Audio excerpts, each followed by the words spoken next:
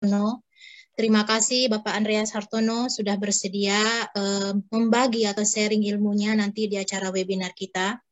Kemudian terucap terima kasih yang begitu besar kepada adik-adik Ibu di Surat Kabar Ganto, baik itu panitia maupun kru, yang secara langsung maupun tidak langsung itu sudah memfasilitasi acara webinar kita pagi ini. Teristimewa kepada peserta webinar yang Ibu lihat hari ini sangat banyak sekali dari berbagai daerah, mulai dari daerah Jawa, ada yang dari UGM, kemudian dari AKM RTV Jakarta, Madura, kemudian di daerah Sumatera juga banyak. Alhamdulillah Ibu lihat pesertanya begitu banyak dari berbagai LPM juga yang tidak bisa Ibu sebutkan satu persatu. Terima kasih sudah mengikuti webinar ini. Mudah-mudahan penulisan feature ini adalah salah satu cara kita, apalagi revolusi industri 4.0 ini sangat besar sekali pengaruhnya terhadap industri percetakan, terkhusus surat kabar yang berbasis percetakan. Apalagi kami di Ganto saat ini memang penerbitannya memang terkendala dikarenakan saat ini memang sudah banyak yang paperless gitu. Nah, arahan untuk berita sekarang lebih banyak ke media cetak yang berbasis online. Sehingga dengan adanya penulisan feature ini lebih memaknai untuk penulisan-penulisan yang bersifat terbitan ya, yang cetak. Nah, Ibu harapkan juga adanya penulisan feature ini akan melahirkan wartawan-wartawan hebat nantinya yang bisa menjadi sosial kontrol masyarakat, yang bisa memperjuangkan aspirasi masyarakat dengan sentuhan sastra jurnalistiknya.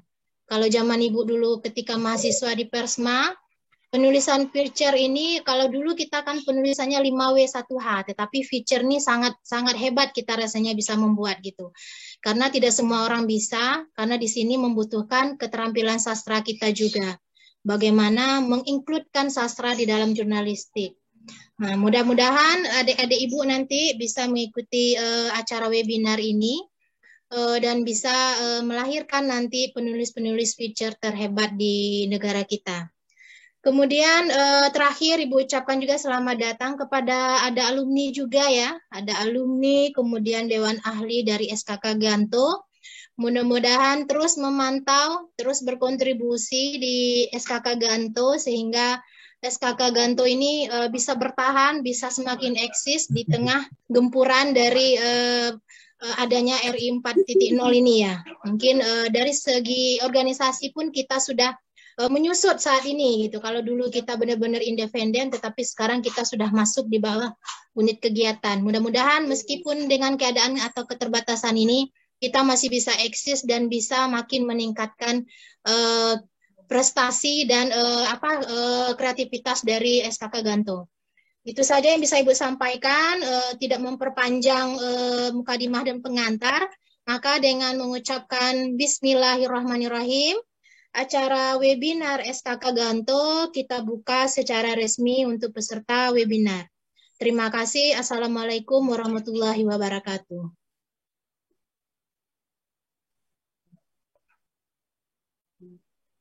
Selanjutnya, pembacaan doa yang akan dipimpin oleh Saudara Aditya Warman. Dipersilahkan.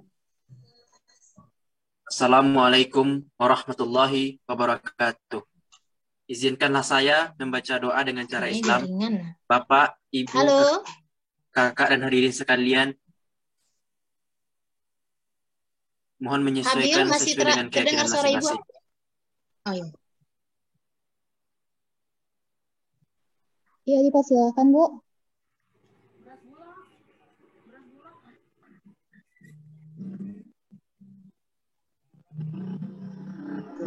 Halo, Bu.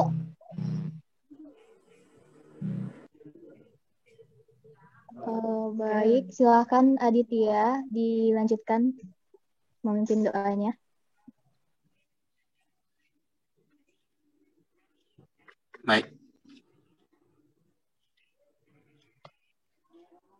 Baik, saya lanjutkan.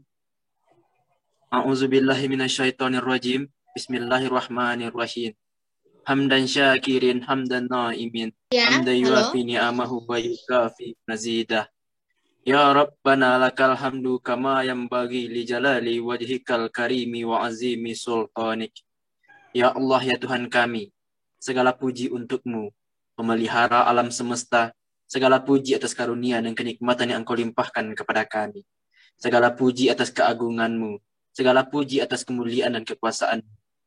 Allahumma salli wa sallim ala Sayyidina Muhammad wa ala ali wa sahbihi ajma'in. Asyhadu an la ilaha illallah wa asyhadu anna Muhammadan abduhu wa rasuluh.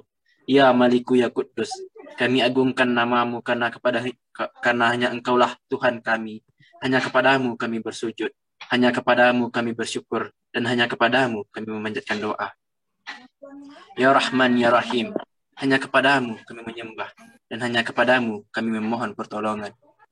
Ya Rabbana, hari ini kami berkumpul di sini, bersuamaya dalam kegiatan webinar feature, berdiskusi mengurai fikir untuk memberikan sumbangsi terbaik bagi bangsa.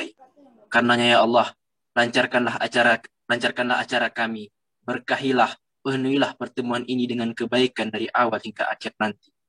Bukalah pikiran kami, lenturkan lidah kami, dan berikanlah kepada kami ide-ide yang cemerlang. Ya Allah yang Maha Mengetahui yang gaib, bimbinglah kami dengan hidayah, berkahilah kami selalu dengan takdir-Mu, dan jadikanlah hati kami selalu ridha dengan pemberian.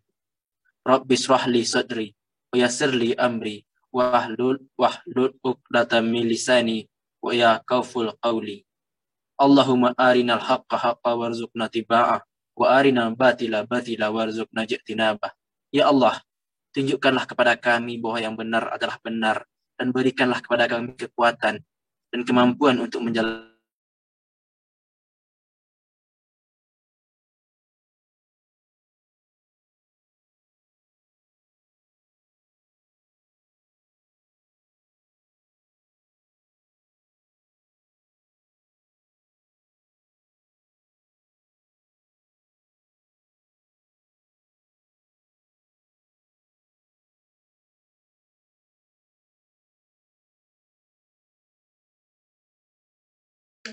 Dengan pembacaan doa tadi, maka berakhirlah rangkaian acara pembukaan webinar feature Surat Kabar Kampus Gantung.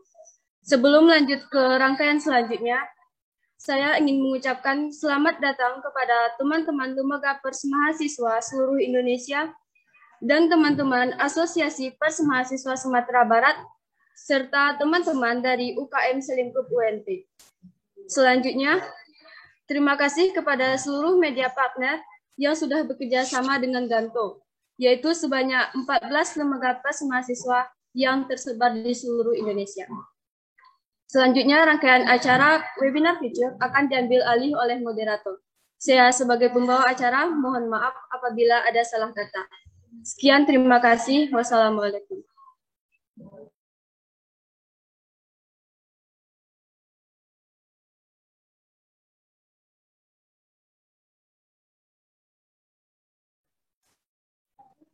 Oke, terima kasih ya kepada MC kita yang sudah mempersilahkan saya untuk memimpin acara kita untuk selanjutnya.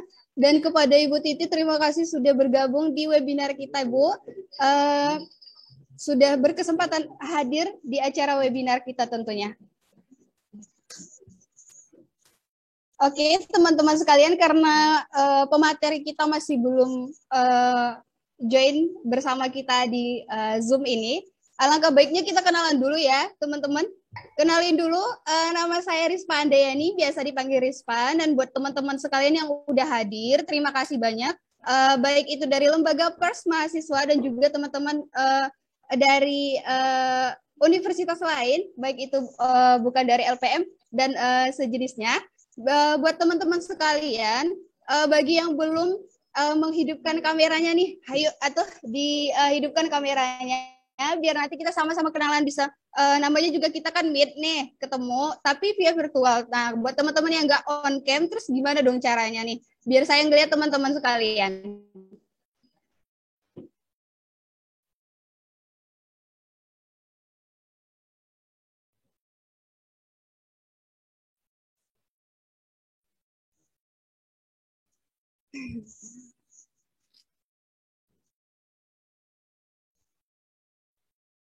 Oke, buat teman-teman sekalian, yang mau enggak nih? Yang mau kenalan boleh dong di itu raise hand.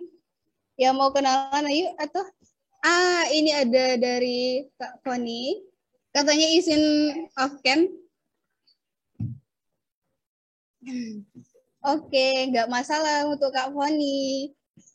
Nah, buat teman-teman yang nggak bisa off cam, dipersilakan untuk foto profil dari Zoom-nya tolong diganti ya teman-teman, biar nanti kelihatan gitu.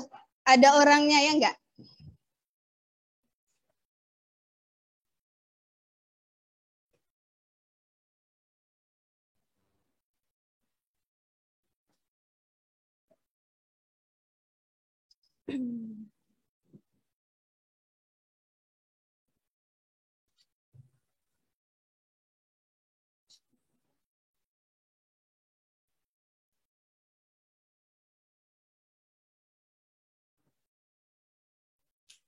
Oke, buat teman-teman mau Risma mau kenalan dulu nih dari YIN Madura. Mas siapa nih? Mas Muhammad Rudi ya? Halo Mas.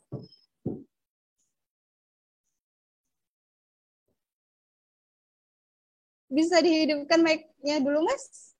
Oke. Halo Mas.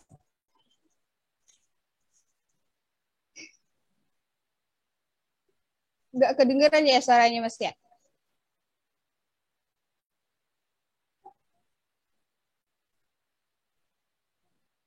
Aduh, kemana nih Masnya nih?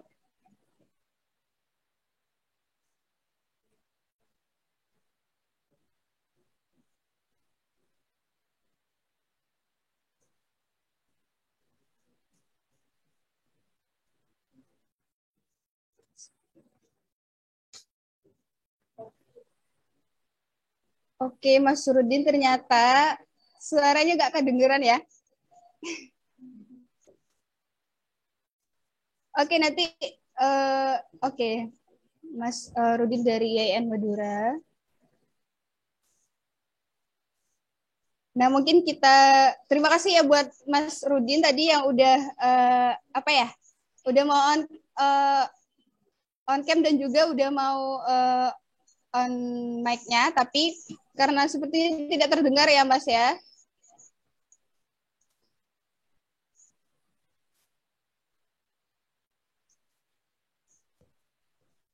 Udah terdengar, Pak, terdengar.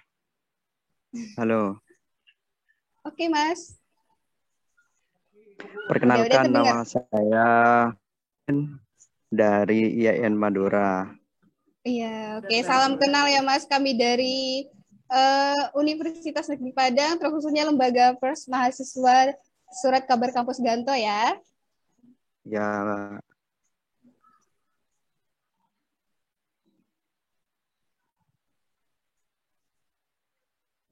Terima kasih ya buat Mas Surudin. Oke, Pak. Oke, selanjutnya kita akan mulai webinar kita ya. Webinar Future Surat Kabar Kampus Ganto dengan tema Jelajah Future dalam Bingkai Keragaman Jurnalistik. Nah, buat teman-teman sekalian, pasti udah ngelihat pamflet kan? Dan pemateri kita yang kece ini adalah Mas Andreas Harsono. Nah, untuk Mas Andreas Harsono, apakah sudah masuk bersama kami? Udah? Udah ya? Oke. Halo, Mas. Halo. Oke, ini saya panggilnya Mas Andreas atau Mas Harsono atau boleh dipanggil siapa nih, Mas? Panggil Andreas saja. Oke, Mas Andreas ya. Andreas sebelumnya saja, Mas tanpa Andreas. Mas. Oke. Oh, nanti saya segan sendiri nih, gimana nih, Mas? Boleh manggil Mas aja nggak? Ya, boleh. Dalam jurnalisme kita menganggap sesama kita tuh egaliter. Oke. Tidak perlu pakai Pak, Bang, Mas, Mbak. Oke. Jadi saya panggilnya, ini izin ya, manggilnya Andreas aja nih. Dengan senang hati. Oke. Pemateri saya izin untuk menyampaikan sedikit biodata dari Andreas Harsono tentunya. Boleh? Silakan. Oke. Pemateri kita pada kesempatan kali ini adalah Andreas Harsono, seorang pendiri Yayasan Pantau yang bergerak di bidang pelatihan menulis jurnalistik ya teman-teman. Nah, untuk Yayasan Pantau ini sendiri berdiri pada tahun 2003. Nah, yang luar biasa dari Andreas Harsono ini adalah beliau sudah menduduki 16 organisasi dan menulis belasan buku tentunya. Baik itu dalam buku bahasa Indonesia dan juga bahasa Inggris. Nah, salah satunya itu adalah buku antologi Liputan Mendalam dan Memikat bersama Mas Budi Setiono ya. Dan juga buku dengan judul Saya Adalah Jurnalisme. Dan salah satunya bukunya itu adalah dalam bahasa Inggris itu Race, Islam and Power, Ethnic dan Religious Violence in Post Soeharto Indonesia. Nah, ternyata Mas Andreas ini ternyata bukan hanya sekedar itu ya, tetapi juga menjadi salah satu trustee dari American Indonesian Exchange Foundation yang menyediakan beasiswa master and PhD ya teman-teman, dan tentunya itu belajarnya di Amerika. Nah, buat teman-teman sekalian yang mau tanya-tanya seputar future nantinya dan juga tentang jurnalistik dan juga mana tahu mau bertanya mengenai beasiswa ini, boleh ditanyakan kepada Andreas Harsono selaku pemateri kita pada kesempatan kali ini. Oke, Mas Andreas gimana nih? Apakah sudah siap untuk memberikan materi pada webinar kali ini? Siap, bila saya bisa share screen. Oke, dipersilakan ya untuk Mas Andreas Harsono untuk menyampaikan materinya. Kita silakan mic-nya kepada Andreas Harsono. Saya tolong diizinkan share screen. Oke, kepada panitia. Saya belum bisa share screen. Iya, co-host. Sambil menunggu, ini dia. Sekarang saya masih belum bisa share screen. Sambil menunggu saya diizinkan share screen. Jadi tujuan saya pagi ini sesuai permintaan panitia adalah menerangkan feature itu apa. Ya. Saya akan memakai PowerPoint, dan PowerPoint ini hanya 14 slide dengan harapan lebih mudah untuk tanya jawab nantinya. Jadi ini PowerPoint-nya. Bisa dilihat bukan? Bisa, Mas. Okay, judulnya adalah feature ibarat menggoreng telur mata sapi. Nah, sebelum membicarakan struktur, saya mau cerita sejarahnya. Jadi yang menciptakan struktur feature ini adalah dua mahasiswa dari Universitas Yale, namanya Britton Hayden, Henry Luce. Seperti Anda banyak di Ganto, mereka dulu ikut di dalam harian mahasiswa Yale Daily News. Di Amerika yang namanya harian, dulu harian ya, sekarang website, itu terbit setiap hari. Saya nggak tahu, Muhammad Rudin di IAIN Madura terbit berapa sering? Atau Rispa di Ganto terbit berapa sering?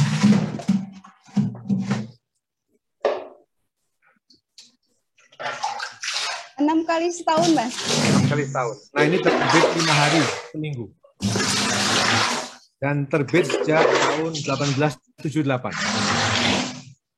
Kalau Ganto terbit sejak tahun berapa?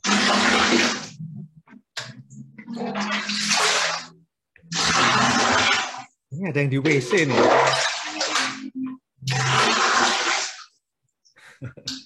Yang di WC matiin dulu dong sound systemnya, ntar masuk semua ke ruangan ini.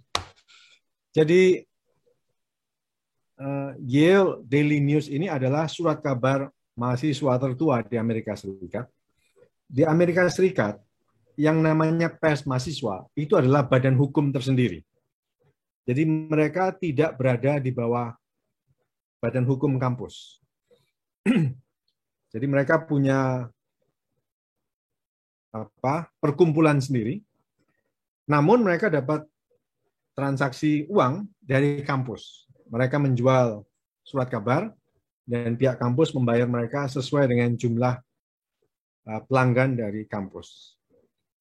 Sekarang mereka jadi website tentu karena mencetak tidak trendy lagi dan makan waktu, makan kertas. Dua orang ini setelah lulus tahun 1920 jadi wartawan. Dan pada tahun 23 mereka mendirikan majalah Time, sampai sekarang masih ada. Dua orang inilah, Britton dan Henry, yang memperkenalkan model penulisan feature. Nah, bedanya apa? Time itu menghindar dari penulisan berita ala piramida terbalik yang biasa dipakai wartawan sejak abad 19. Nah, feature dipakai buat menulis cerita, fakta, maupun opini. Nah, Time lantas menjadi perusahaan media yang berhasil, bikin berbagai majalah lain, Sport Illustrated, Life, dan seterusnya. Dan gaya penulisan feature ditiru di seluruh dunia. Itu gambar Britton Hayden, dan cover majalah Time yang pertama, terbit tahun 1923. Britton meninggal duluan, masih muda, tetapi teman dia, Henry Luce, meninggal tahun 67 dan disebut sebagai warga negara Amerika Serikat yang paling berpengaruh di dunia waktu itu, ya.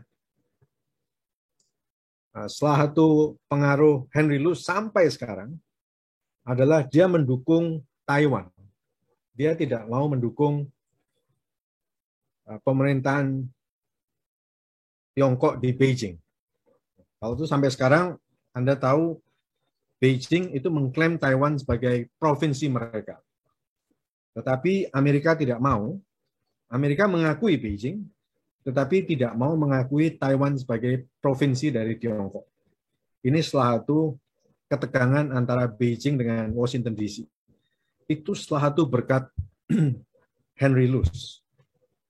Jadi Anda bisa bayangkan, satu orang saja, seorang pendiri surat kabar, itu bisa mempengaruhi salah satu negara paling besar di dunia untuk provinsinya tidak diakui oleh Amerika Serikat.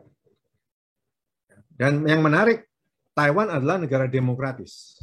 Taiwan adalah satu-satunya negara di Asia yang mengizinkan, mengakui pernikahan gay. Tidak ada negara lain di Asia yang mengakui pernikahan gay. Taiwan mungkin indeks demokrasinya yang tertinggi di seluruh Asia. Nah, ini berkat Henry Luce. Salah satu warisan Henry Luce adalah Henry Luce Foundation yang dimulai pada tahun 36 di New York. Modalnya dari kekayaan saham Henry Luce, makin lama makin besar. Henry Luce Foundation kini salah satu yayasan paling berpengaruh di Indonesia. Jadi ini orang yang ketika mahasiswa menciptakan feature. Perusahaan dia sendiri sekarang terjadi 4 bagian.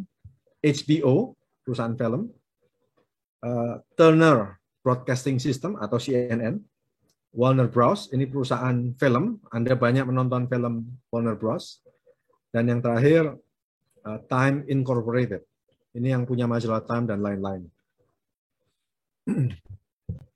Di Indonesia, orang yang memperkenalkan feature adalah Gunawan Muhammad dari Tempo. Jadi dia memperkenalkan feature pada tahun 71 dan bahkan layout Tempo waktu itu mirip dengan majalah Time. Jadi ada frame merah di layout Tempo yang model pertama. Nah, sampai sekarang Tempo menjadi salah satu majalah yang penerbitan yang paling berpengaruh di Indonesia.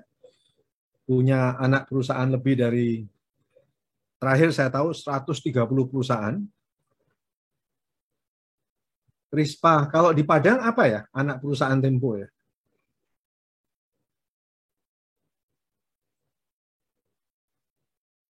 Belum ada, Mas, ternyata. Ada dong. Ada ya? Padang Express. Anak perusahaan Jawa Pos. Itu adalah cucu perusahaannya Tempo. Jawa Pos adalah anak perusahaan Tempo, dan Padang Express adalah anak perusahaan Jawa Pos ya. Jadi Tempo, Jawa Pos, Padang Express. Kalau di Madura apa? Kalau di Palembang apa? Anak perusahaan Tempo. Ada dari Padang, dari Madura, dari kota-kota lain.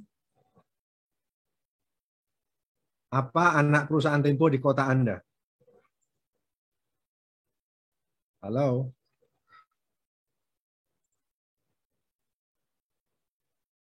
Yuka Ramsian, Anda di mana? Yuka? Madura? Baik, saya lanjutkan deh. Jadi di Indonesia feature-nya diperkenalkan oleh Gunawan Muhammad dari Tempo.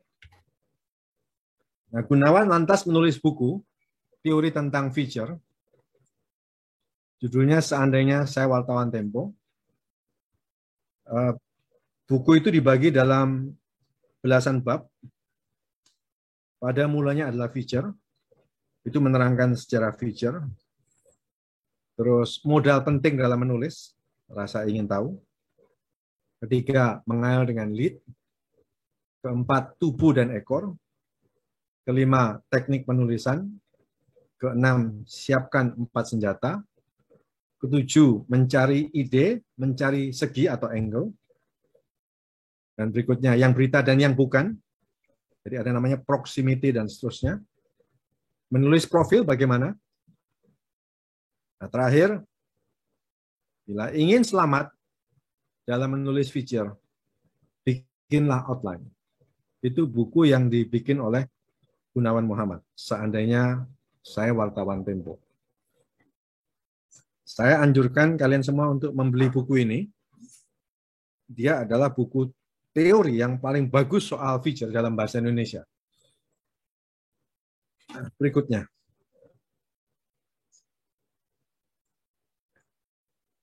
Nah, secara sederhana, feature itu selalu dimulai dengan sebuah fokus. Fokus itu sebuah pertanyaan. Yang memilih dari satu kata tanya dari 5W1H. 5W1H itu who, siapa, where, di mana, when, kapan, why, kenapa, who, where, when, why. Satu lagi apa? Who, where, when, what. Who, where, when. Who, where, when, why. What, Mas? Apa? Saya lupa malah 5W1H ini apa? Ya 5W1H lah. Who, where, when. What? What, no, sorry, apa. What, dan terakhir how. Jadi feature itu dimulai dengan satu dari 5W1H. Mengapa Febri memakai baju batik? Atau kapan Ganto bikin pelatihan menulis feature? Kapan? When? Siapakah pemimpin redaksi Ganto, misal? Nah, itu namanya fokus. Atau mengapa Andreas mendengarkan permintaan Mita Melani Putri? Dan seterusnya. Jadi satu dari 5W1H. Itu paling penting. Fokusnya dulu. Siapakah Mita Melani Putri dari Ganto itu? Mengapa Mita suka memakai jilbab merah? Mengapa? Ya. Atau mengapa Yuka Ramsian suka memakai baju hitam? 5W1H. Why, where, who, what, and how. Saya beri contoh. Misal, ketika Fatmawati meninggalkan Istana Merdeka, ya, karena suaminya Soekarno poligami, di manakah Megawati? Mengapa Megawati dan adik-adiknya semua itu tinggal di istana? tidak ikut mamak mereka, Fatmawati yang pindah ke luar dari istana. Jadi itu adalah fokus. Setiap feature harus punya fokus. Fokus itu membantu kita konsisten menulis. Menjawab pertanyaan tadi. Why, what, where, who, when, atau how. Satu saja. Yang kedua, angle atau segi dalam bahasa Gunawan Muhammad. Angle adalah pembuka untuk menarik perhatian pembaca. Dalam buku Tempo dikatakan, ia itu ibarat kail. Jadi begitu orang ikan makan kail, dia akan ikut terus. Dan yang terakhir, bila mau selamat, tulislah outline. Jadi bentuk feature itu ibarat gitar. Jadi yang paling atas, angle, itu menarik. Yang tengah, yang sempit itu, pinggangnya, itu yang berupa data, statistik, slogan yang kurang menarik, tapi penting. Dan terakhir, ekornya lagi, itu akhir ya. Jadi ini yang disebut feature. Nah, saya berikan contoh, sebagian sudah saya berikan ke kalian. Bolehkah saya minta tolong Mita membaca The Death of Sukardal? Saya hanya berikan awalnya dan akhirnya. The Death of Sukardal ini karya Gunawan Muhammad tahun 86, catatan pinggir. Gunawan Muhammad menulis catatan pinggir dari tahun 1977. Setiap minggu, sampai sekarang, masih belum berhenti. Jadi tahun 77 sekarang berarti sudah 40 tahun lebih ya. Mita, minta tolong bacakan, Mita. Baik, Mas. Cukup jelas nggak layar saya?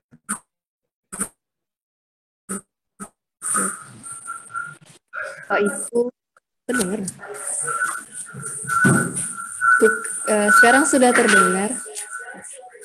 Oke, terdengar, Mita.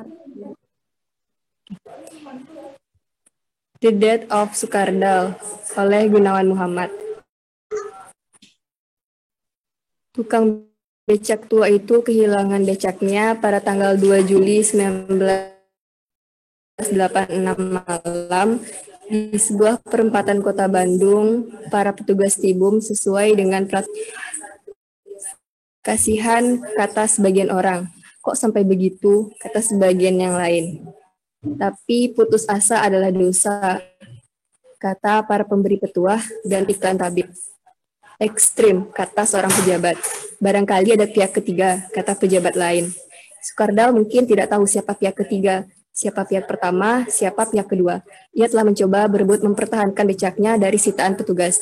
Ia telah diseret ke arah parit, ia telah menendang, ia telah diseret lagi dan dinaikkan ke mobil. Ia telah berontak dan berhasil turun dari mobil. Tapi ia melihat becaknya telah diangkut truk. Ia melihat sumber hidupnya terbang.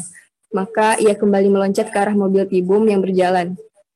Ia menggandul pada mobil itu dan berteriak-teriak, "Saya mau bunuh diri, saya mau bunuh diri." Dan benar, Sukardal kemudian bergantung diri di sebuah pohon tanjung di depan sebuah rumah di Jalan Ternate. Sukardal juga sebenarnya mencoba menjerit tinggi-tinggi. Kalau betul-betul negara hukum, Tibum harus diusut. Tulis tukang becak itu sebelum mati dan pada tembok. Dia bilang, kalau betul-betul. Dia tidak bilang karena ini negara hukum. Sukardal meminta dengan leher terjerat dan nyawa melesat. Dan itu berarti dengan keras karena ia sesungguhnya tidak begitu yakin. Bagaimana ia bisa yakin? Ia pasti tahu ia bukan termasuk mereka yang bisa menang. Ia bahkan mungkin tak termasuk mereka yang pernah menang. Orang kecil adalah orang yang pada akhirnya terlalu sering kalah. Sukardal telah lewat setengah abad. Sudah teramat tua untuk memilih kehidupan lain. Terlampau tua untuk berontak. Tapi ia yang tamat sekolah menengah, yang datang dari sebuah kampung di Yogyakarta dan berdagang kecil di Jakarta, toh masih merasa perlu menuliskan pesannya. Ia mati dan ia tidak membisu. Dan hidup kita, kata seorang arif bijaksana, terbuat dari kematian orang-orang lain yang tidak membisu. Sekian. Ini sebuah contoh feature. Jadi di depannya itu angle. Sukardal kehilangan becak pada tanggal sekian di Bandung.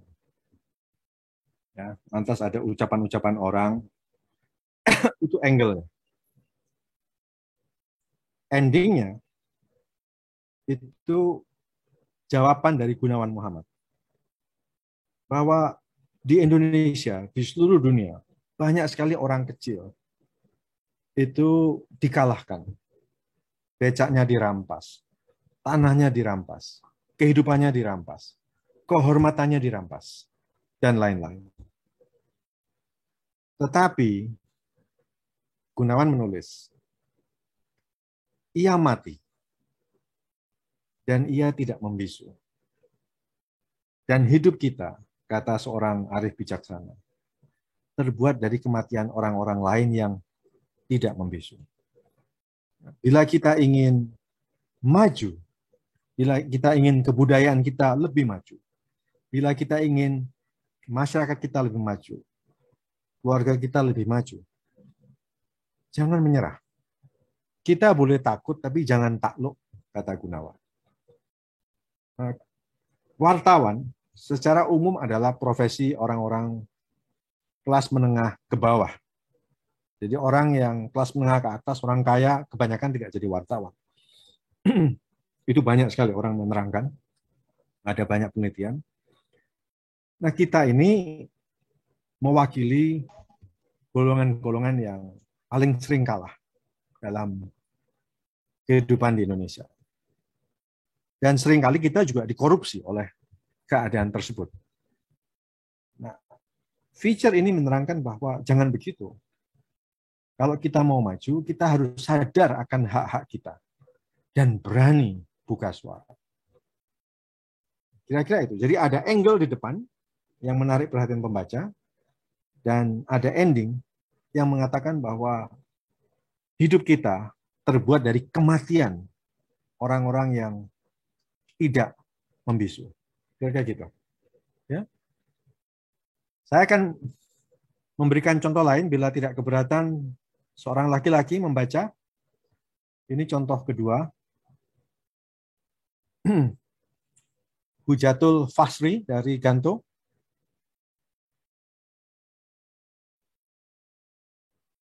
Ada yang mau baca?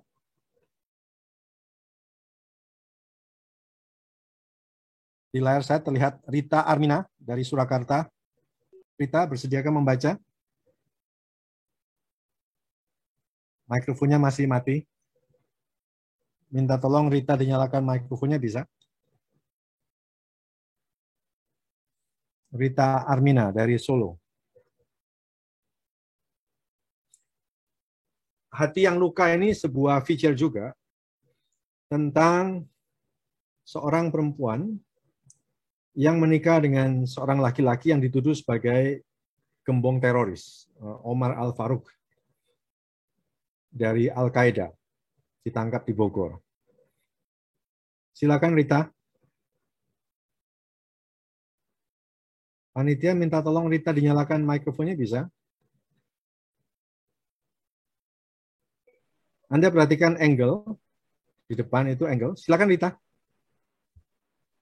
Hati yang luka, Andreas Harsono, Pantau 2002.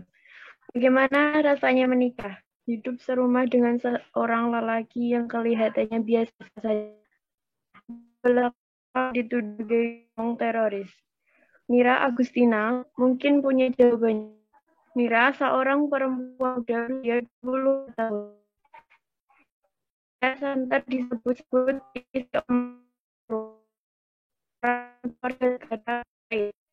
menurut Dinas Rahasia Amerika Serikat, Central Intelligence Agency, Al-Faruq September lalu mengaku wakil Al-Qaeda di Asia Tenggara. Al-Faruq ditangkap 5 Juni lalu di Terminal Bus Bogor oleh petugas intelijen Indonesia. 6 mobil Toyota Kijang juga menggerebek rumahnya, disebut Desa Cantik di kaki Gunung Salak, Desa Bogor.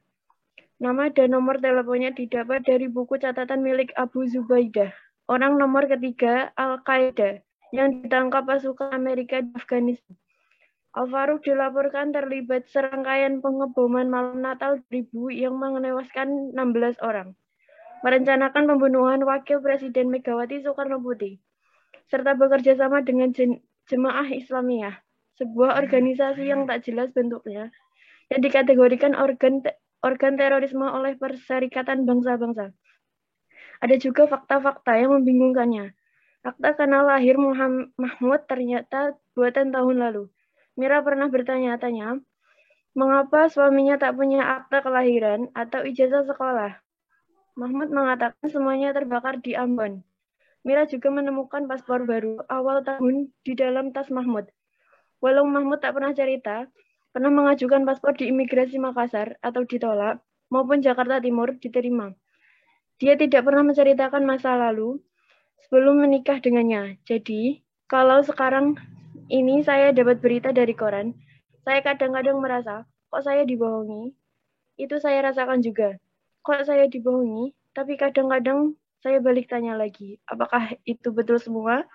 Itu saya tidak ngerti.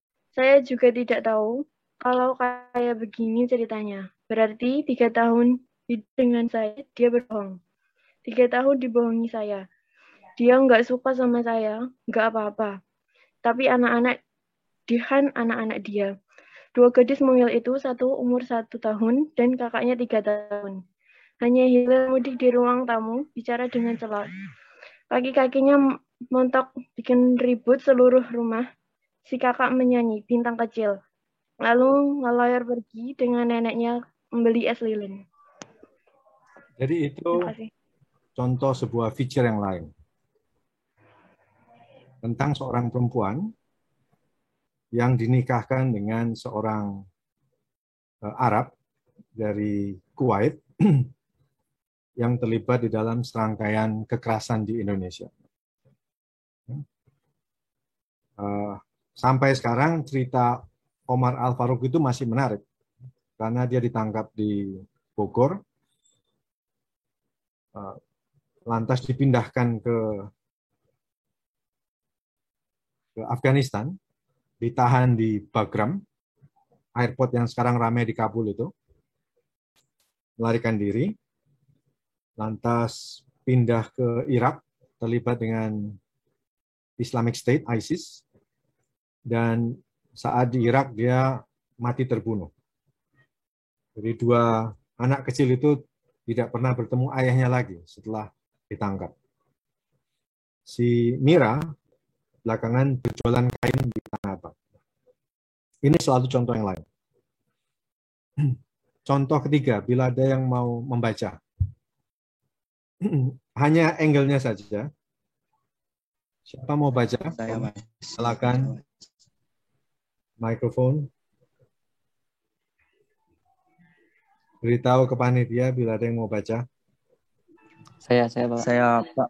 Monggo, monggo.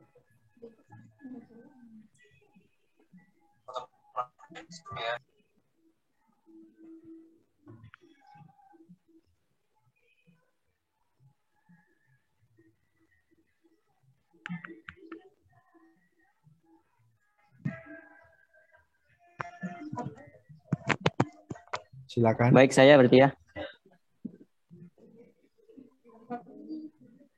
Terima kasih. Sengketa lahan petani sempit versus Crazy Rich Surabaya. Budi Baskoro, Manggabai 2020. Di Aula Kepolisian Kota Waringin Timur, Dilik duduk mendengarkan para hakim pengadilan negeri sempit membacakan keputusan mereka soal masalah hukum yang menimpa Dilik dan rekannya Jamet Wat 15 Juni lalu. Sidang secara virtual berhubungan wabah virus corona. Hakim, jaksa, dan kedua terdakwa tersambungkan lewat program Zoom, sebuah pemandangan yang mulai terjadi pada 2020 ketika virus mulai menular di seluruh dunia. Para hakim termasuk Ketua AF Joko Sutrisno berada di ruang sidang pengadilan Sampit. Mereka memutuskan Dilik bersalah karena secara tidak sah memanen hasil perkebunan PT Hamparan Mas Sawit Bangun Persada atau HMBD. Dia disebut melanggar pasal 107 di Undang-Undang Perkebunan tahun 2014. Pasal itu juga menjerat James Watt karena menyuruh Dilik memanen hasil perkebunan sawit HMBD. Sutrisno membacakan vonis bahwa Dilik dihukum 8 bulan penjara, James Watt 10 bulan. Sutrisno bertanya apakah mereka menerima vonis. Saya terima, Yang Mulia, ucap Dilik. James Watt menjawab masih akan pikir-pikir dahulu, menerima putusan atau banding. Dalam sidang ini seharusnya ada terdakwa ketiga, namanya Hermanus, juga orang Dayak yang meninggal dalam tahanan polisi. Dia mengeluh dipukul dalam tahanan. Hermanus sudah mengeluh sakit, memakai kursi roda dalam persidangan. Hermanus meninggal di Rumah Sakit Umum Daerah Sampit pada 26 April 2020. Sekian. Jadi ini hanya angle-nya ya, saya tidak memberikan ending-nya, terlalu panjang. Tetapi ini dipakai buat berita. Feature bisa dipakai juga buat berita. Jadi Anda perhatikan tadi Gunan Muhammad sebuah opini, lantas hati yang luka, ya campur macam-macam lah ya. Yang ini strict berita tentang perjuangan para petani melawan perusahaan dari Surabaya. Pemiliknya disebut Crazy Rich Surabaya, orang yang kaya sekali, merampas tanah para petani tersebut. Mereka ditangkap, dituduh mencuri sawit, sebetulnya milik para petani itu sendiri, dan dipenjara. Penjara mati satu. Saya minta pembaca yang keempat. Oh sorry, ini teori lagi.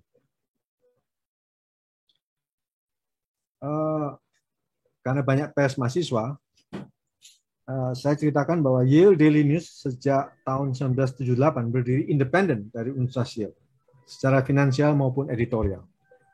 Jadi mereka punya badan hukum sendiri. Ini yang dalam pengalaman di Indonesia tidak banyak pers mahasiswa berdiri independen. Ada satu namanya Mahasiswa Indonesia, terbitan Bandung, berdiri tahun 66, di Bredel tahun 74. Itu salah satu pers mahasiswa yang berdiri dengan badan hukum sendiri. Next, ada gedung 3 tingkat di kampus, disebut Brighton Hayden Memorial, berdiri tahun 32. Ini setelah direnovasi. Jadi ini satu-satunya gedung yang dipakai buat mengingat jasa orang yang menciptakan feature di dunia, struktur feature. Ini gedung lamanya, ya, tetapi sekarang sudah direnovasi, tetap berbentuk plastik. Bila Anda perhatikan di belakang itu ada gambarnya Brighton Hayden. Jadi feature itu dimulai oleh pers mahasiswa. Ini slide saya yang terakhir. Selain struktur feature, apalagi struktur yang dipakai dalam jurnalisme. Ya, bila struktur 80 karakter muncul karena Twitter, teknologi apa yang membuat feature muncul? Ya, terima kasih.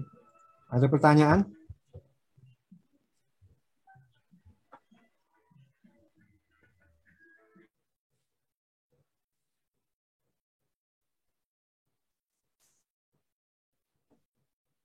Oke, terima kasih ya buat Mas Andreas yang udah menyampaikan materi tadi. Walaupun ada hanya beberapa slide, tapi materinya mendalam sekali ya. Buat teman-teman sekalian yang ingin bertanya, dipersilakan. Mumpung Mas Andreasnya ada di sini, bisa ditanya-tanya ya kan. Baik itu mengenai future, dan tadi ada untuk pertanyaan terakhir, mana tahu masih mengambang ya. Kemudian yang tadi Mas Andreas menyampaikan bahwa future itu ibarat menggoreng telur mata sapi ya. Nah buat teman-teman, maksudnya apa sih gitu kan? Mana tahu masih belum paham mengenai ibarat-ibarat yang dibuat oleh Mas Andreas tadi. Jadi buat teman-teman dipersilakan ya untuk bertanya. buat teman-teman yang mau bertanya, silahkan raise hand, atau mungkin karena terkendala jaringan bisa juga nantinya teman-teman menulis pertanyaan di kolom chat dengan format nama, kemudian asal instansi, dan juga pertanyaan daripada teman-teman sekalian ya.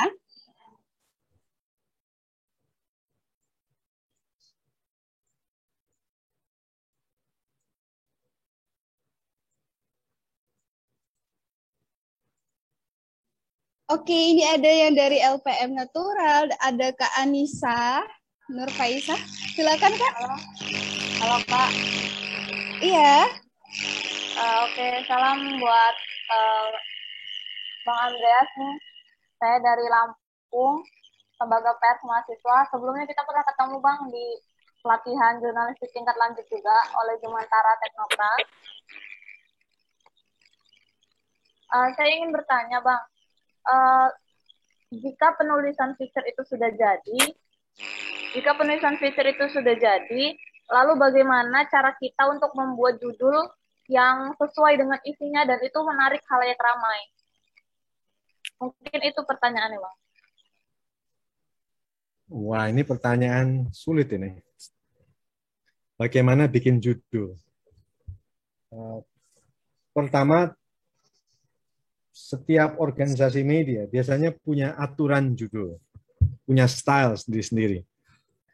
Tempo maksimal 6 kata, pantau maksimal 7 kata. Nah, tentu Anda perlu menyesuaikan dengan style masing-masing media. Saya nggak tahu Teknokrat berapa kata, Gantu berapa kata, sebaiknya dibikin sesuai dengan aturan maksimal masing-masing. Lantas, tiap media juga punya style, apakah pakai subjudul atau tidak. Bila pakai subjudul juga ada ketentuan, maksimal berapa kata. Ini perlu untuk konsistensi dalam desain media bersangkutan. Desain baik digital maupun cetak, itu ada maksimalnya. Tidak bisa satu judul, biasanya cuma 1 baris dalam desain, ternyata Anda bikin 2 baris. Subjudul biasanya 1 baris, lalu Anda bikin 3 baris atau lain-lain. Jadi ini perlu ngikutin style masing-masing media. Nah, yang kedua, tentu Anda perlu membuat judul yang mencerminkan isi, sekaligus memancing perhatian pembaca. Ya. Bagaimana caranya? Ya, tergantung. Ada yang puitis, ada yang summary, ringkasan dari isi feature, dan seterusnya. Jadi secara umum itu. Jadi satu, Anda harus ngikutin style media di mana Anda bekerja atau menulis. Yang kedua, dia harus menarik perhatian pembaca, tidak bombastis. Ya, saya ada beberapa penulis yang bombastis. Saya tidak mengusulkan judul yang bombastis. Begitu. Next.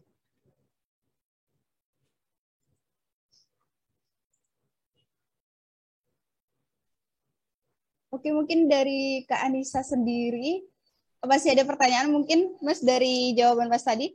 Gimana, Kak Anissa? Iya, sudah menjawab, Pak. Mungkin nanti jika ada pertanyaan akan saya ajukan lagi oleh Bang Andreas. Oke, terima kasih Kak Anissa. Bagaimana untuk teman-teman yang lain? Mumpung Mas Andreasnya masih ada waktu ya untuk kita kapan lagi mengajukan pertanyaan buat Mas Andreas.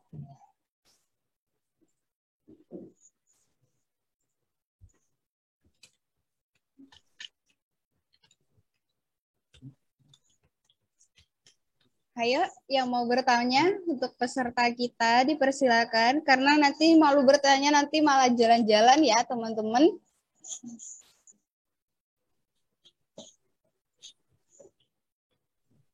Baik Kak, izin bertanya. Oke, dipersilakan kepada Kak Putri. Baik, sebelumnya kenalin Pak, nama saya Putri Amarta Yunesti dari SKK Ganto Universitas Negeri Padang. Sebelumnya nih saya ingin bertanya, Pak. Nanti jika suatu hari kita ini sudah sebagai seorang jurnalis menulis suatu berita, namun ternyata kita menemukan kekeliruan di kemudian hari, sedangkan berita tersebut sudah terbit, apa yang harus kita lakukan, Pak? Kira-kira seperti itu. Terima kasih. Gimana? Saya kurang mengerti pertanyaannya.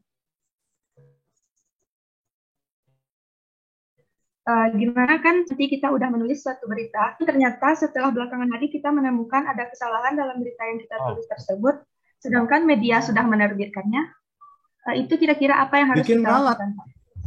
Bikin ralat, minta media itu menaruh di bawah ralat, tanggal sekian ternyata keliru gitu. Nah, ini yang benar. Itu saja. Salah kan bukan sesuatu yang tidak lazim. Nah, bila kita salah, kita perlu meralat. Ya. Kalau ralatnya sengaja, ya minta maaf. Kalau salahnya sengaja, ya tentu wartawan tidak boleh sengaja bikin salah. Tapi siapa tahu nggak sadar dibikin koreksi yang benar.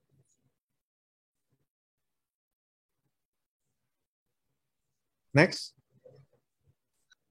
Nah, itu dia jadi jawaban dari Mas Andreas. Kak Putri gimana? Kita bikin ralat mengenai misalnya berita yang udah kita terbitkan ternyata salah, kemudian kita ralat lagi. Begitu tadi maksudnya. Oh iya. Terus boleh nanya lagi ya, Kak? Oke, dipersilakan. Iya. Izin bertanya lagi ya, Pak. Sebagai jurnalis baru nih Pak, bagi kami semua ini, kira-kira ada tips nggak dari Bapak yang harus dikuasai untuk jurnalis baru? Banyak membaca karya-karya klasik. Kalau menguasai bahasa Inggris, juga baca karya-karya klasik dalam bahasa Inggris. Kenapa bahasa Inggris? Tentu karena ya bahasa ini yang paling banyak, yang paling dominan dalam jurnalisme di dunia. Dalam bahasa Indonesia, cari karya-karya terbaik dalam abad ke-20 ya, karena abad ke-21 masih baru. Baca karya terbaik Gunawan Muhammad, baca karya terbaik Pramudia Anantatur, Abdurrahman Wahid, Samratulangi, Abdul Muiz dari Padang, dan lain-lain. Banyak sekali karya-karya jurnalistik yang hebat pada abad ke-20. Bacalah karya-karya yang dahsyat itu, Sultan Syahrir, Sultan Takdir Ali Syabana, Idrus. Pelajari karya-karya jurnalistik yang berpengaruh, yang mengubah jalannya sejarah. Soekarno muda, itu karyanya hebat-hebat. Amir Syarifuddin Harahap muda, hebat-hebat karyanya. Bacalah karya-karya mereka. Dengan itu Anda akan Julia Suryakusuma, Mariana Katopo, Dede Utomo, dan seterusnya. Nah, dengan membaca Anda akan tahu dulu itu orang menulis bagaimana sampai mengubah keadaan. Begitu. Terima kasih. Terima kasih, Pak. Ada pertanyaan dari Nuril Isa Agarina, YIN Madura. Iya, ada pertanyaan dari Mbak Nuril Iza. Itu pertanyaannya. Sebelumnya terima kasih atas ilmunya. Yang ingin saya tanyakan tentang features, memang harus menguasai diksi ya gitu. Soalnya kan bahasa dari future menurut saya unik dan seperti menggunakan banyak diksi. Itu gimana itu? Yang disebut diksi ini begini. Kita menyebut perempuan atau wanita. Kita menyebut Tionghoa atau Cina. Kita menyebut militan atau teroris. Kita menyebut macam-macam pilihannya ya. Menguasai diksi itu bukan hanya diperlukan bila menulis feature. mengetahui diksi itu perlu untuk menulis apapun, termasuk menulis di Facebook, di Instagram, di Twitter, dan lain-lain. Agar kita menulis hal-hal secara korek. Bila Anda perhatikan tulisan-tulisan yang baik, ya, mereka memakai perempuan. Karena orang tahu perempuan itu si empunya menghormati jenis kelamin yang ditulis. Sementara kata wanita, dalam bahasa Jawa, wani ditoto, bisa diatur, itu dianggap kurang menghormati hak perempuan. Jadi menguasai diksi itu penting buat menulis apapun, tidak hanya feature. Begitu buat Isa dari Madura, dari YIN Madura ini dari ini ya, mana yang selatan itu? Lupa sih. Di bawahnya Sumenep itu, Pamekasan. Next. Izin bertanya. Monggo. Halo Mas. Silakan. Saya ingin tahu kalau mau menulis panjang dan enak itu gimana kira-kira tipsnya? Berapa panjang? Ya, seperti laporan Mas Andrea selalu panjang. Kira-kira bisa beda-beda ya, beda-beda. Kalau Anda nulis, jadi begini, kita kurang lebih punya 3 struktur utama dalam jurnalisme. Satu adalah piramida terbalik. Piramida terbalik itu yang paling pendek. Diperkirakan ya sampai 1.500, 2.000 masih bisa.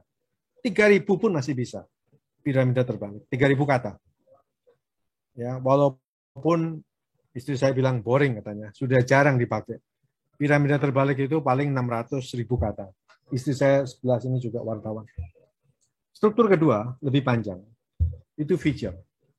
Feature kalau di Tempo paling 2.000. Saya bisa nulis feature sampai 5.000. 15.000 pun saya masih bisa menulis feature. Jadi bentuknya begini. Bentuk feature itu tadi saya gambarkan kayak ini. Jadi struktur kita.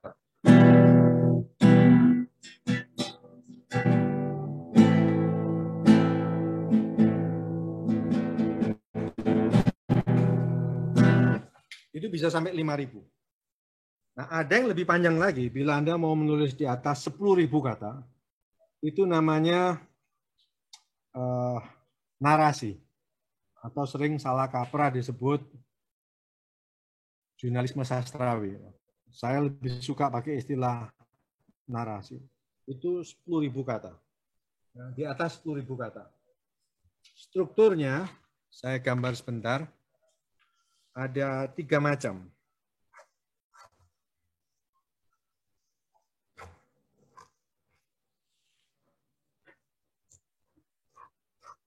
Strukturnya ada 3 macam. Begini. Jadi ini struktur kronologis. Saya tulis sebentar.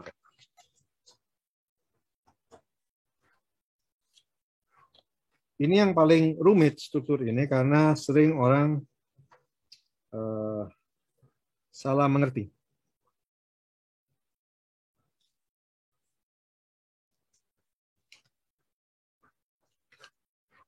Di dalam struktur narasi, itu selalu ada timeline, ada garis waktu. Ini hanya yang panjang sekali ya, di atas 10.000 kata, 20.000 kata. Buku itu pasti begini. Yang ini kronologis dari 0 sampai 10. Rata saja. Zaman dahulu kala ada seorang pangeran suka ngomong jorok, ketemu penyihir diubah jadi kodok. Suatu saat kodok ketemu putri, sama putri dicium, jadilah pangeran balik. Itu kronologi. Titik ke-8 sampai 9 seakan-akan hendak berhenti, tetapi kembali ke titik 0, lantas di bawah ini dari 9 ke 10. Jadi klimaksnya tetap di belakang. Sementara yang ini dimulai dari 9 sampai 10 klimaks, tapi satu kembali ke awal, 0 sampai ke 9. Ini 3 struktur narasi. Ini panjang sekali, di atas 20.000 kata. Jadi kita punya 3 struktur. Satu, yang paling pendek, piramida terbalik, berita. Yang kedua, yang sedang Anda pelajari ini, feature, itu tengah, gitu ya. 2.000 kata. Kalau bagus menulisnya bisa sampai 5.000. Bagus pun masih bisa sampai 10.000. Kalau Anda betul-betul menguasai teknik feature, sampai 10.000 masih bisa. Tapi begitu sudah di atas 10.000, di atas 15.000, sampai 100.000 kata, misalnya ini ya, ini buku yang bagus sekali. Ini pasti dengan narasi. Atau tadi moderator menyebut buku saya. Ini pasti, ini panjangnya 110.000 kata. Ini pasti narasi. Nah, narasi itu memerlukan juga struktur. Tadi itu 3 macam struktur. Bila nulis buku begitu. Ada pertanyaan lagi? Terima kasih, Mas.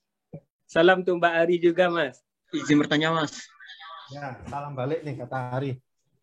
Iya, saya Romi, Mas, alumni dari Gantung. Ah, Romi. Orangnya di situ. Iya. Semoga sehat selalu. Semoga sehat selalu ya. Iya, untuk dua-duanya lah, keluarga. Ya. Terima kasih, Romi. Ya, Mas. Ya, Mas. Semoga sehat juga ya. Lanjutkan, silakan, Mas. Silakan. Terima kasih. Ada pertanyaan dari Nadia Masviva, UNP. Bagaimana cara menentukan lead feature yang menarik? Wah, ini pertanyaan besar sekali. Bagaimana bikin lead yang menarik? Lead yang menarik itu ibarat kail mata pancing. Jadi dia harus menarik perhatian ikan agar dia makan. Nah, biasanya itu macam-macam, harus baru, ada unsur baru, fakta, pasti fakta.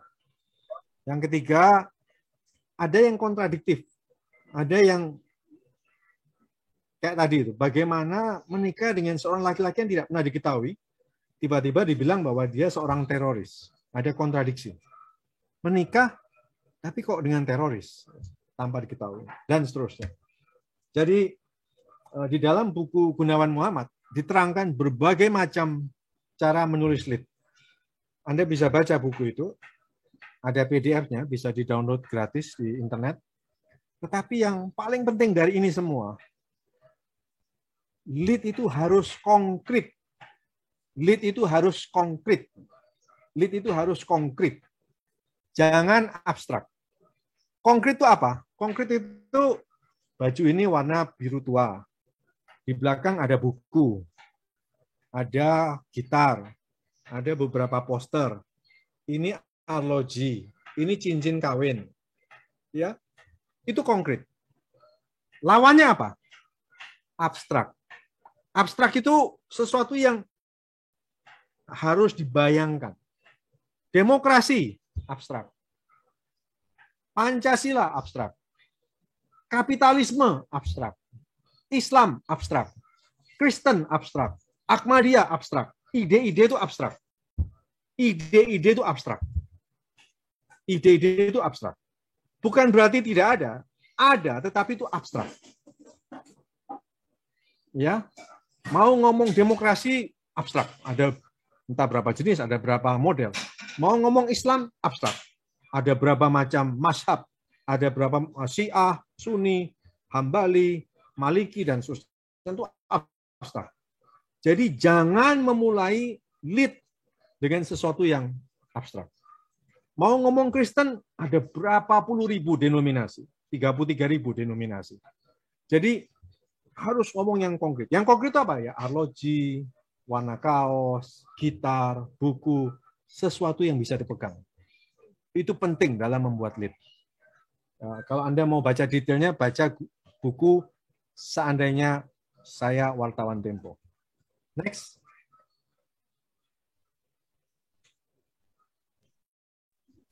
Izin bertanya, Mas. Oke. Baik, terima kasih, Mas. Sebelumnya perkenalkan, nama saya Muhammad Abdullah Brento, salah seorang pengurus Surat Kabar Kampus Ganto, dan saya juga salah seorang alumni dari Yayasan Pantau yang kemarin mengikuti penulisan. Mungkin di sini, Mas, saya ingin bertanya mengenai penulisan bercerita ini, Mas. Kemana saya melihat di Pantau dan Mengkabai, dia membuat sebuah feature seperti bercerita, Mas. Saya sendiri sebagai masih di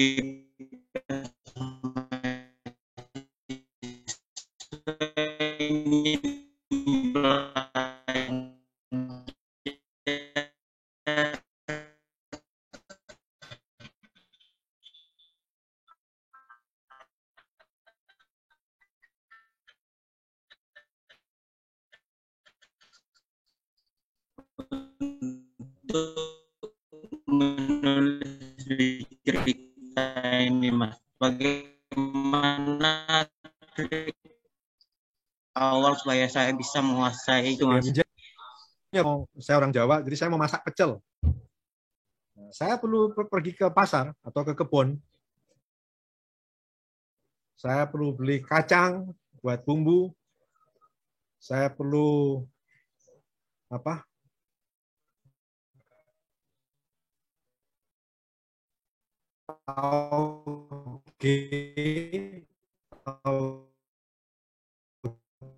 Itu bahasa Melayunya apa ya? Kecambah. Saya mau ayam goreng ya, saya perlu punya daging ayam, saya perlu belanja. Belanja itu dalam jurnalisme adalah riset, liputan, wawancara, dan lain-lain. Makin kaya bahan-bahan yang kita belanja, makin enak kita memasak. Bagaimana kita mau bikin pecel kalau lupa ada garam?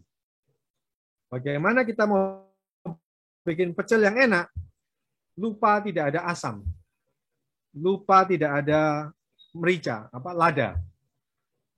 Jadi belanjanya harus lengkap, bahkan berlebihan. Siapa tahu kita nggak perlu, kita sudah punya timun. Tidak perlu timun. Karena sudah ada tauge. Jadi belanjanya harus lengkap. Begitu lengkap, bawa pulang ke rumah, ke dapur. Dapurnya juga harus ada alat-alat yang bagus. Ada komputer, ada internet, ada wajan, ada sutil, ada apa? Ulek-ulek itu apa ya kalau di Padang ya sebutnya? Ulek-ulek apa? Ulek-ulekan itu apa namanya di Padang? Batu lado, Mas. Batu lado. Nah, jadi ada batu untuk mencampur bumbu, membuat bumbu kacang. Ada wajan, ada kompor, apinya menyala dengan bagus, gasnya lengkap. Nah, menulis juga begitu. Anda perlu komputer, perlu sambungan internet yang bagus, perlu akses pada buku, perlu riset. Setelah itu baru mulai memasak. Setelah memasak juga harus disajikan dengan bagus, diedit dengan bagus. Piringnya harus cocok, ya, tehnya juga harus ada, dan seterusnya. Nah, bagaimana supaya menulis ibarat bercerita, ya sama dengan ibarat memasak yang bagus.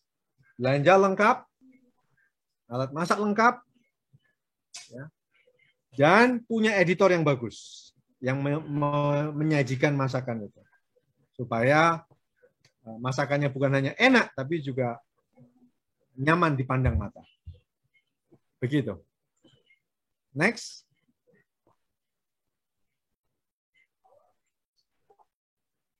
Saya baru sadar ada Mede Lasyani di sini, alumnus Ganto, dan juga Oktav. Ada lagi pertanyaan? Izin bertanya. Mangga, monggo.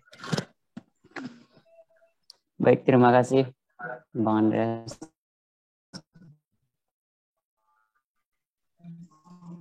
Perkenalkan, saya Kurnia Sandi dari Surat Kabar Kampus Ganto. Saya ingin bertanya tadi. Nah, pertanyaan saya,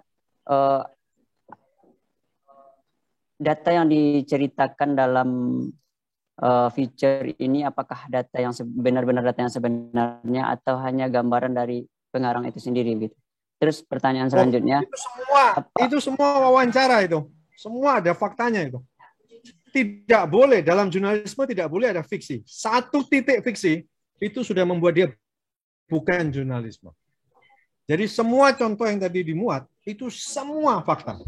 Semua ada hasil risetnya, semua ada bukti pengadilan, semua ada wawancara, semua tercatat.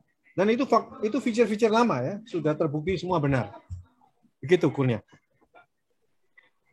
Dalam jurnalisme tidak boleh ada fiksi. Karena tadi itu. Baik Pak. Masih boleh bertanya Pak ya? Yo, silakan. Baik. Terus Pak, pertanyaan selanjutnya, kan sebagian permasalahan yang kita temukan lebih orang-orang lebih tertarik menuliskannya dalam bentuk berita tapi tidak bentuk feature gitu.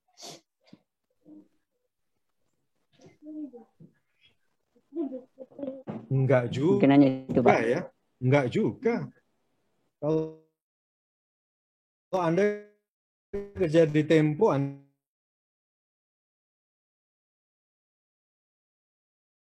pasti diminta nulis feature, tapi bukan berarti tidak ada piramida terbalik, tapi ya semua. Kalau Anda udah menulisnya udah pengalaman, ya diminta menulis narasi juga. Anda biasa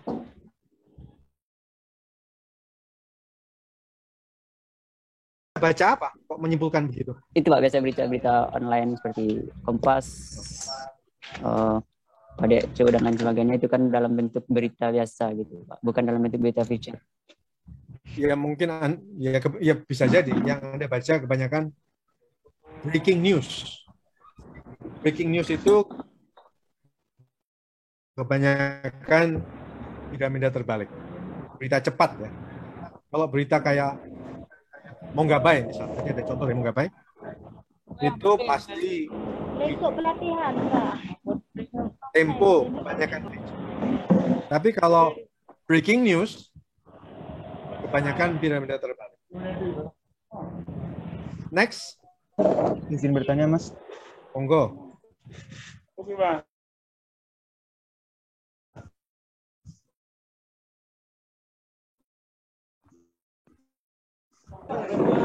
Ya. Silakan.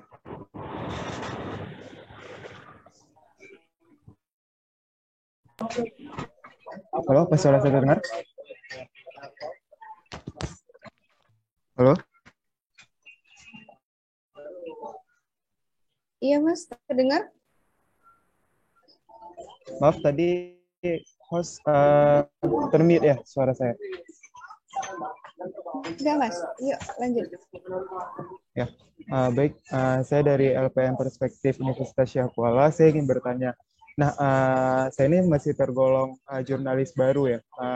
Jadi mungkin saya seringkali mendapatkan yang namanya writer's block atau